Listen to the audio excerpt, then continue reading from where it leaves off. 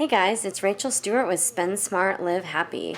And if you've been watching my videos recently, if you've seen my most recent video, you know that I am trying to take it up a notch with my money saving adventure that I'm on and trying to get out of debt. So anyways, it's kind of like trying to adopt this more minimalist lifestyle. And when I say minimalist, I'm not talking about having, just nothing in the room but a table, two chairs, and a nightstand. Like, that's not me. I love home decor. I love pictures and paintings. I have a lot of artwork in my house. With being an artist, that's what brings me joy.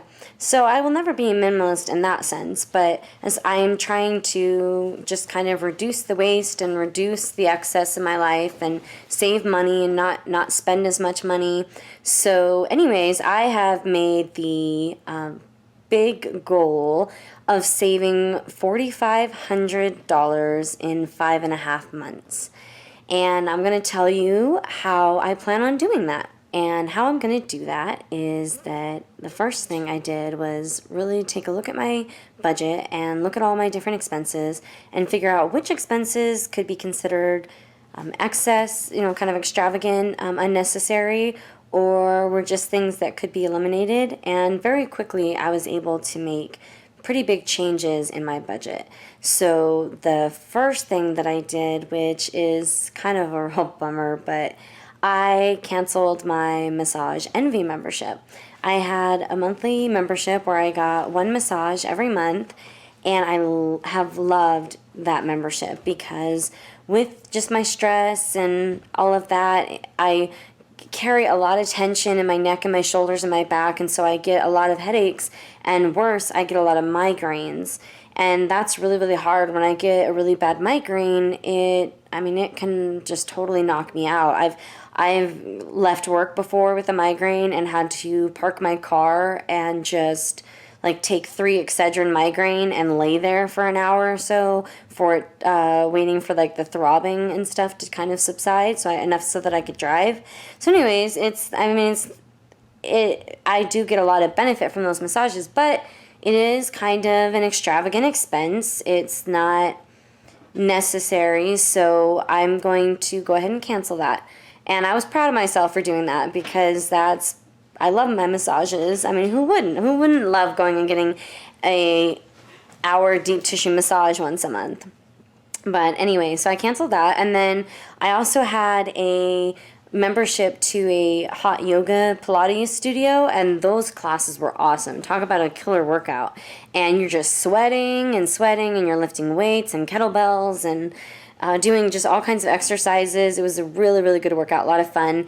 But the reality of the situation is the gym is way over on the other side of town, near where I work.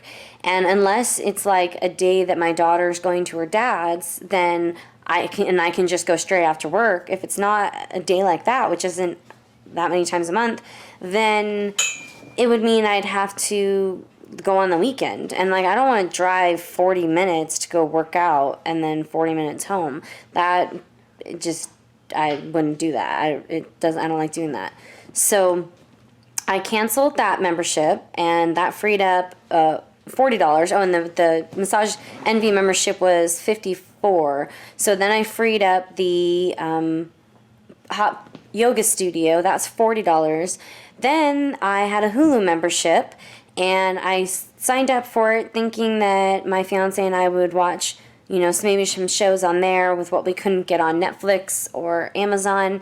But the reality is we haven't really watched it at all. So it's been a few months, and I've been charged $12 a month for that, and we're not even using it. So that's just a waste of money. So I called them today and canceled the membership. And what was really cool was because we hadn't used the account, the representative that I spoke to went ahead and reimbursed me for the last few months where we weren't using the service, but we were getting charged. So that's awesome. So I'm getting money back, and then I made a tough decision to sell my turtle and tank and everything. So reduced my budget in several areas, like with my food. Now that I have organized my kitchen and really just sorted everything by type and category and baskets, and it's labeled, I'm not going to have any more food waste. I am going to consume the food that I have, and I'm not going to buy more than what's necessary. So I think I can safely reduce my food budget for groceries by like $100. I think I'm going to try. If now that I really know what's in my kitchen, then I can start planning meals around what I already have on hand, and spreading that food out. So I'm thinking I can reduce my grocery bill every month by about $100. And then I just kind of cut and took snippets in different little different areas. And a big thing that I'm going to do is I read a lot about this in, I can't remember which person it is, but I've read like David Ramsey's books and David Bach's books and Susie Orman and different financial people in the financial industry. I've read their books, and I can't remember who it is, or more than one, that recommends a cash envelope system where you withdraw the money that you need for various things and you put it in envelopes, and it's all categorized, and then you can only spend what's in those envelopes, literally. Because when you have a debit card or credit card, it's so easy to just swipe, swipe. And you don't think about that $5 latte. It's like, you don't think that that's very much money, so it's not really a problem. But when you're getting a latte every day, and then you're getting fast food for lunch, and then you're, buying something else later in the day, it all adds up. And that's been my biggest problem, is that I find ways to save money, and I find ways of making money, but I also find lots of ways to spend money, and that's what I need to fix. Because if I can combine my money saving knowledge and my entrepreneurship at making extra money, if I can combine that with just complete solid budgeting and financial control, reducing really my spending decisions when it comes to my consuming, and if I could combine those things, geez, I think there wouldn't be anything I couldn't achieve. That's my plan, to save $4,500 in 5.5 months, and I'll keep you posted on the progress. And it's going to be just a lot of dedication, and I think I can do it. So I'm just also going around the house figuring out what kinds of things I can sell, and I'm getting them listed. If you want to start saving more money and don't know where to start, my suggestion would be to look at all of your expenses, write them all out. Maybe you already have a budget, an Excel worksheet or something, more sophisticated.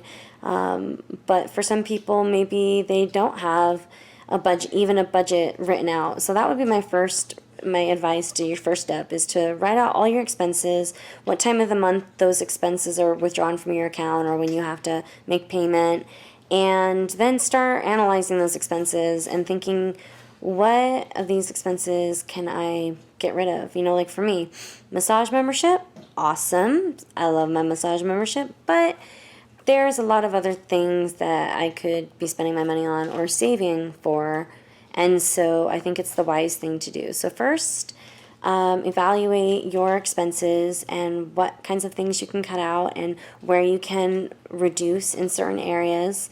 And then, start taking action and doing like what I did today and just canceling memberships. And I also called Cox, because that's my internet provider, because over the last 2 years they have nearly doubled my internet bill. And I think that's ridiculous. We're paying almost $100 a month just for our internet, and that just seems really, really high to me.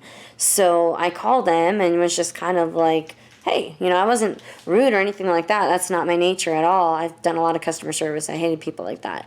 But I just talked to them and, just explained, like, hey, since I've been with you guys, my bill has nearly doubled, or just about doubled, in only 2 years.